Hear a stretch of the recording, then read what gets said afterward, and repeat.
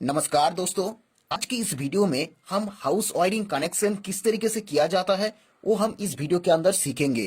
तो आज इस वीडियो के अंदर हाउस वायरिंग में एनर्जी मीटर का कनेक्शन कैसे किए जाते हैं, डिस्ट्रीब्यूशन बोर्ड का कनेक्शन कैसे किया जाता है और हमारे घर के जो लोड है उस सभी लोड को कनेक्शन किस तरीके से करना है वो भी हम इस वीडियो के अंदर पूरा देखेंगे पूरी जानकारी के साथ। तो दोस्तों इस वीडियो में आप काफी आसान तरीके से हम इस वीडियो के अंदर सीखेंगे, तो पूरी जानकारी के लिए वीडियो को आखिर तक जरूर देखिएगा। तो आइए वीडियो स्टार्ट करते हैं। तो सबसे पहले आज जो हाउस वायरिंग करने वाले हैं इनमें दो रूम है। देखिए आप स्क्रीन पर देख सकते हैं, दो रूम है और एक किचन और एक हॉल रूम है और एक कॉरिडोर है, यानी टोटल पांचों रूम का हम कनेक्शन करेंगे। तो ये जो आप देख सकते हैं ये फर्स्ट रूम है, आप यहीं पर साइड पर देख सकते हैं, और ये सेकंड रूम है। तो चलिए सबसे पहले हम समझ लेते हैं कि कौन कौन सा लोड कनेक्ट किए जाने वाले हैं। तो उसके पहले अगर आप दोस्तों इस चैनल पे नया हो तो इस चैनल को सब्सक्राइब कर लीजिएगा, पास से जो बेल आइकन है उसको भी प्रेस कर लेना, क्योंकि इस चैनल पर आपको इसी तरह से यूजफुल वीडियो आपको मिलते रहेगा, आपके हित के लिए, आपके परिवार के हित के लिए। तो देखिए इस वीडियो के अंदर या फिर मैं कोई भी वीडियो डालता हूँ इस चैनल पे तो ज्यादा से ज्यादा मैं इमेज या फिर ज्यादा से ज्यादा मैं चित्र दिखाने की कोशिश करता हूँ, क्योंकि इमेज जो है, चित्र जो है वो हजारी शब्द का बयां करती है। इसीलिए मैं ज्यादा से ज्यादा पिक्चर दिखाने का या फिर चित्र दिखाने का कोशिश करता हूँ। तो आइए टॉपिक पे आते हैं। तो देखिए सबसे पहले हम समझ लेते हैं कि कौन कौन से लोड को कनेक्ट किए जाने वाले हैं, तो फिर हम कनेक्शन काफी आसान तरीके से सीखेंगे। तो देखिए कॉरिडोर में एक वाटर पंप यानी एक मोटर को हम इस्तेमाल करेंगे उसका कनेक्शन के लिए, और उसको चलाने के लिए हम एक सिंगल स्विच एंड एक पावर सॉकेट को कनेक्ट किया है। आप देख सकते हैं यहाँ पर एक पावर सॉकेट को हम कनेक्ट किए, क्योंकि पावर सॉकेट इसीलिए क्योंकि मोटर जो है वो हैवी लोड है, हैवी लोड को हम पावर सॉकेट से कनेक्ट करते हैं। तो हॉल में दो स्विच बोर्ड है, क्योंकि हॉल रूम जो होती है बेसिकली वो बड़ा होती है साइज में, तो वहां पर आपको लोड भी ज्यादा मिलेगा। तो लोड ज्यादा मिलेगा तो दो स्विच बोर्ड आपको लगाना चाहिए। तो हमने यहाँ पर दो स्विच बोर्ड ले लिया है। तो दो स्विच बोर्ड यानी एक स्विच बोर्ड से हम एक बल्ब, एक फैन और इसके साथ और एक सीएफएल बल्ब को हम चलाएंगे एक स्विच बोर्ड के साथ, और एक स्विच बोर्ड के साथ सेम इसी प्रकार लोड यानी एक फैन, एक सीएफएल बल्ब, एक और एक नाइट बल्ब को हम कनेक्ट करेंगे। तो आपके पास जो भी लाइट है, जो भी लोड है आपके पास, आप उस हिसाब से आप असेंबल कर सकते हैं, उस हिसाब से आप कनेक्शन कर सकते हैं। इस वीडियो देखने के बाद आपको कोई दिक्कत होने वाला नहीं है।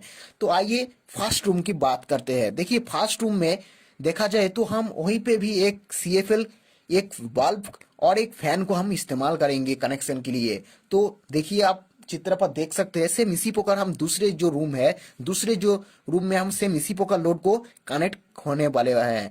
वहीं पे अगर किचन की बात किया जाए तो किचन में भी सेम इसी प्रकार यानी एक फैन, एक सीएफएल और एक बल्ब को हम कनेक्ट करेंगे। उसके अलावा किचन के अंदर एक रेफ्रिजरेटर यानी एक फ्रिज भी वहां पर रहेगा उसके कनेक्शन के लिए। तो चलिए हम समझ लेते हैं कि किस तरीके से कनेक्शन करना है। तो सबसे पहले बात करते हैं तो एनर्जी मीटर का कनेक्शन। देखिए एनर्जी मीटर जो है उसको अगर इनपुट सप्लाई के लिए हम फेज और न्यूट्रल देंगे, तो एनर्जी मीटर को आपको पता ही होगा कि एनर्जी मीटर का जो इनपुट एंड आउटपुट जो टर्मिनल होती है, यानी जो टर्मिनल होती है कनेक्शन करने के लिए एनर्जी मीटर का टोटल चारों यानी चार टर्मिनल होती है।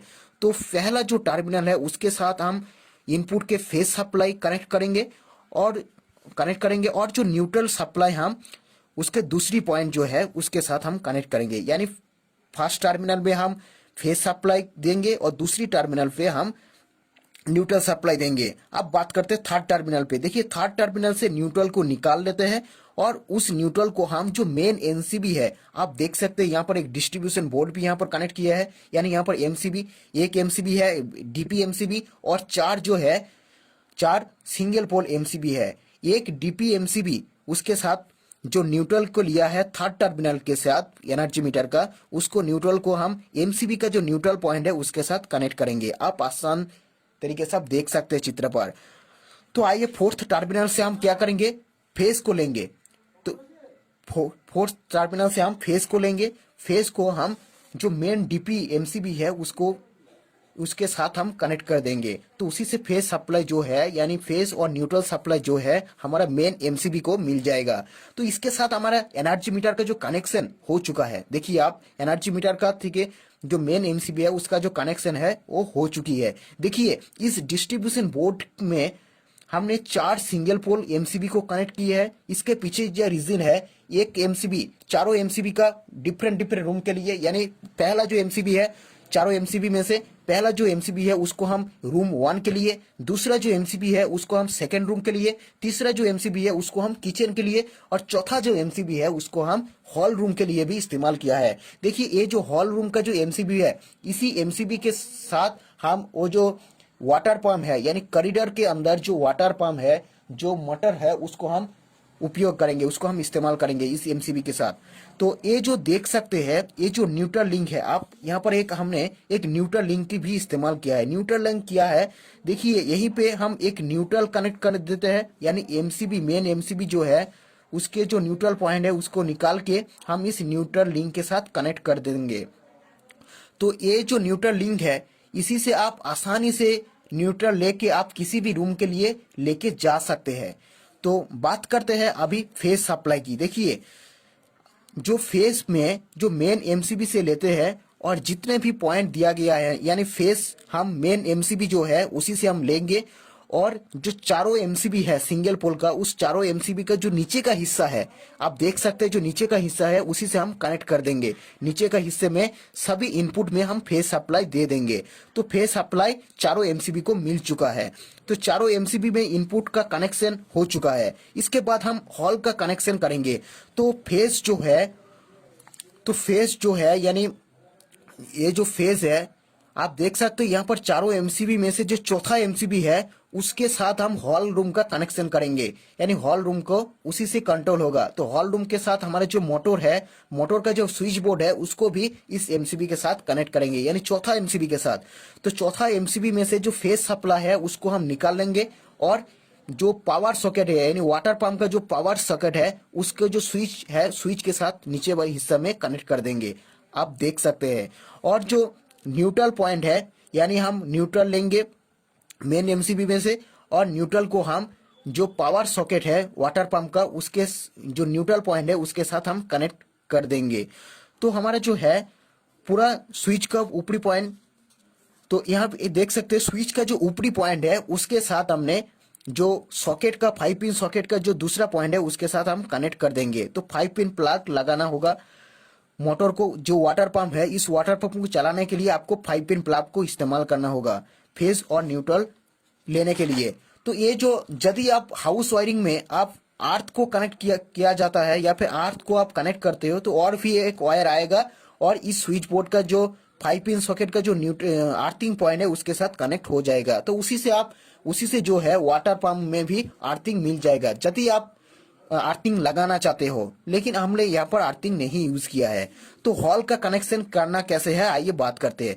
तो हॉल का जो फेज सप्लाई हम कहाँ से लेंगे, जो वाटर पंप का जो स्विच था उस स्विच का नीचे के हिस्से में हम फेज सप्लाई को लेंगे, और जो हॉल रूम का जो पहला स्विच बोर्ड है उसको हम नीचे में फेज सप्लाई को यानी स्विच का नीचे में हम फेज सप्लाई को जोड़ देंगे व कनेक्ट कर देंगे।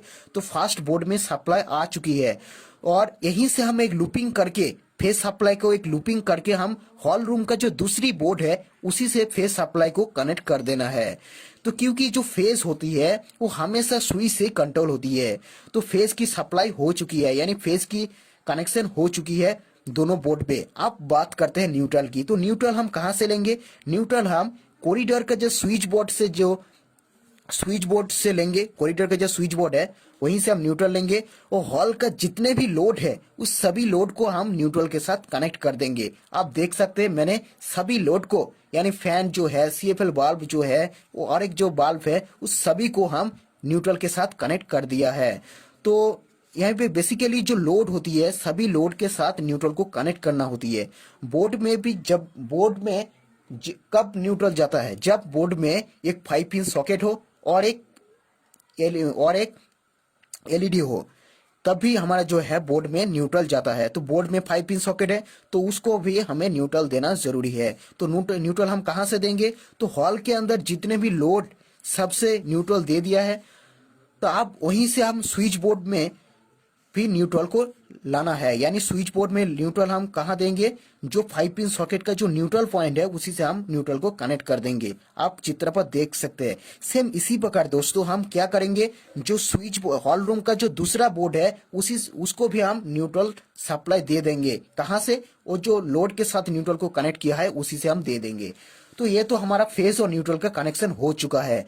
अब बात करते हैं सबसे पहले हमारे पास जितने भी स्विच है, यानी हॉल रूम का जितने भी स्विच है, उस स्विच के नीचे के हिस्सा में हम फेज को सप्लाई को कनेक्ट करना है। यानी फेज सप्लाई हम कहाँ कनेक्ट करते हैं, जो स्विच का नीचे के हिस्सा होती है। तो हॉल का इस स्विच का जो बल्ब को चलाने के लिए, यानी हॉल में जो लोड को हम इस्तेमाल किया है, एक बल्ब आप देख सकते हैं, तो इस बल्ब को चलाने के लिए हम इस स्विच को इस्तेमाल करेंगे। और यानी हर एक लोड को चलाने के लिए हर एक स्विच को हम इस्तेमाल करेंगे। सीएफएल बल्ब को सेम इसी प्रकार सीएफएल बल्ब को भी इस्तेमाल करेंगे एक स्विच को। सेम इसी प्रकार जो फैन है, जो रेगुलेटर है, उसको भी कंट्रोल करने के लिए एक स्विच को हम इस्तेमाल करेंगे कंट्रोल करने के लिए। तो स्विच को ऊपरी पॉइंट जो है उसी से हम फेज को निकालेंगे। जिस बल्ब को चलाना है इस स्विच से, उस स्विच का ऊपरी पॉइंट से हम एक फेज को निकालेंगे और उस बल्ब के साथ कनेक्ट कर देंगे। तो बल्ब का जो कनेक्शन फेज और न्यूट्रल हो चुका है। पहले तो मैंने न्यूट्रल दे दिया था, अब फेज भी दे दिया है। सेम इसी प्रकार हम सीएफएल बल्ब को भी चलाने के लिए जिस स्विच से इसको कंट्रोल करना है सीएफएल बल्ब को, उसी की ऊपरी पॉइंट से हम एक फेज को लेंगे और सीएफएल बल्ब के साथ कनेक्ट कर देना है।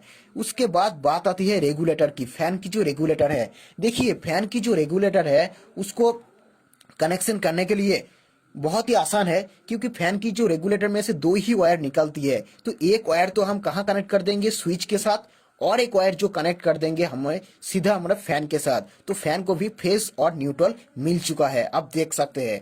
अब बात करते हैं दोस्तों, ये तो हो गया हमारा फर्स्ट बोर्ड का कनेक्शन। सेम इसी प्रकार आपको दूसरी बोर्ड जो है, हॉल रूम का जो दूसरी बोर्ड है, उसको भी कनेक्शन कर लेना है। तो कैसे करेंगे, स्विच से, यानी जिस स्विच से बल्ब को कंट्रोल करना है उस स्विच का ऊपरी पॉइंट से एक फेज को निकालिए और बल्ब के साथ कनेक्ट कर दीजिए। सेम इसी प्रकार फैन को भी, रेगुलेटर के भी, फैन का जो रेगुलेटर दूसरा दोनों पॉइंट है, एक पॉइंट आप स्विच के साथ जोड़ दीजिए, दूसरा पॉइंट आप सीधा फैन के साथ कनेक्ट कर दीजिए। हो गया। सीएफएल बल्ब का भी जिस स्विच के साथ कंट्रोल करना है सीएफएल बल्ब को, उसी से आपको फेस लेना है ऊपरी पॉइंट से और सीएफएल बल्ब के साथ जोड़ देना है। तो ये हमारा कनेक्शन हो चुका है हॉल रूम का, और हमारा जो वाटर पंप है, जो मोटर है, उसका कनेक्शन हो चुका है। तो आइए बात करते हैं इस रूम का, यानी जो रूम है हमारा फर्स्ट रूम, सेकेंड रूम, इसको कनेक्शन और जो किचन है उसके बारे में कैसे वायरिंग करना है सीख लेते हैं। तो सबसे पहले देखा जाए तो रूम के अंदर जो दो वायर जाते हैं, ज्यादातर दो वायर, तीन वायर जाते हैं। एक तो हमारा फेस और न्यूट्रल जाएगा। अगर आप अर्थ को भी लेके जाना चाहते हो तो अर्थ के लिए भी एक वायर जाएगा। अगर आप इन्वर्टर के लिए इन्वर्टर यूज करते हो रूम के अंदर, तो इन्वर्टर के लिए भी एक वायर जाएगा, यानी टोटल चारों वायर जाएगा। लेकिन हम यहाँ पर अर्थ और इन्वर्टर के नहीं इस्तेमाल किया है, तो यहाँ पर सिर्फ दो ही वायर जाएगा। कौन कौन सा वायर, फेज और न्यूट्रल वायर।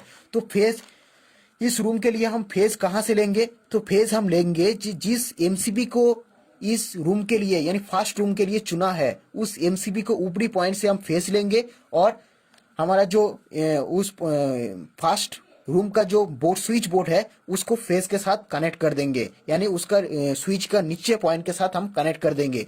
तो हमारा जो फर्स्ट रूम का जो स्विच बोर्ड है उसको फेज मिल गया है। अब बात करते हैं न्यूट्रल की। तो न्यूट्रल हम कहां से लेंगे, न्यूट्रल हम न्यूट्रल लिंक से लेंगे, क्योंकि यहीं से न्यूट्रल लिंक के लेके आप जो फर्स्ट रूम का जो स्विच बोर्ड है उसको जो न्यूट्रल पॉइंट है उसके साथ कनेक्ट कर देना है। तो हमारा कनेक्शन फेस और न्यूट्रल फर्स्ट रूम के लिए मिल चुका है। सेम इसी प्रकार दोस्तों फेस और न्यूट्रल ले लेना है। फेस दूसरे रूम के लिए फेस हम कहां से लेंगे, दूसरा जो एमसीबी है, सिंगल पोल एमसीबी, उसी से फेस लेंगे, और न्यूट्रल हम न्यूट्रल लिंक से लेंगे।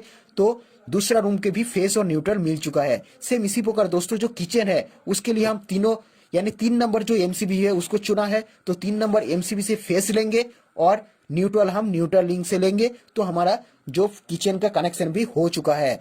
तो यानी तीनों रूम के लिए, first room, second room and kitchen के लिए फेस और न्यूट्रल मिल चुका है। तो फर्स्ट रूम का कनेक्शन किस तरीके से करना है आइए देखते हैं। देखिए फर्स्ट रूम का कनेक्शन करने के लिए आपको न्यूट्रल सभी लोड को पहले न्यूट्रल दे देना है। तो न्यूट्रल हम कहां से देंगे, स्विच बोर्ड का जो न्यूट्रल पॉइंट है उसी से हम न्यूट्रल लेंगे, सभी लोड को दे देना है।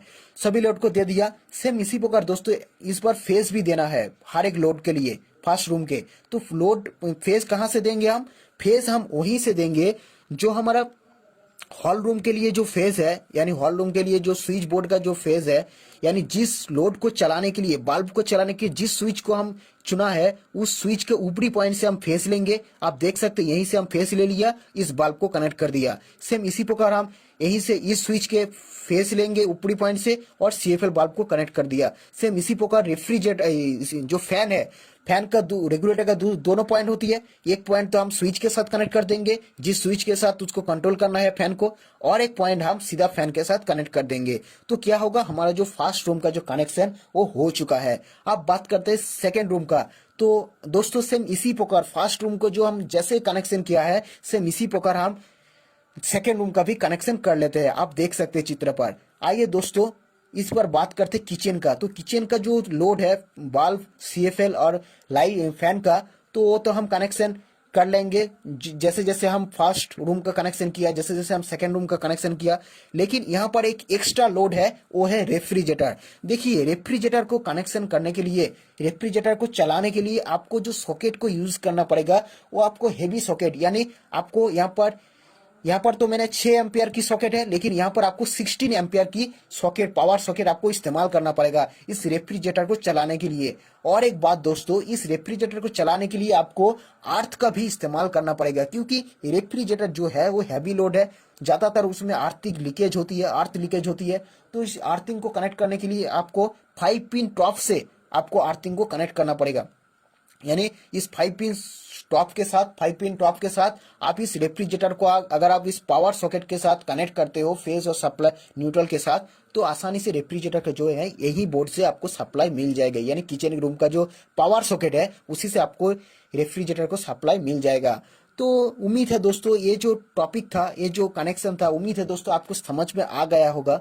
तो अगर आप इस चैनल पे नए हैं तो इस चैनल को सब्सक्राइब कर लीजिएगा, और इस वीडियो को अगर पसंद आया तो वीडियो को लाइक करें, दोस्तों में से शेयर करें। मिलते हैं दोस्तों नेक्स्ट वीडियो पर।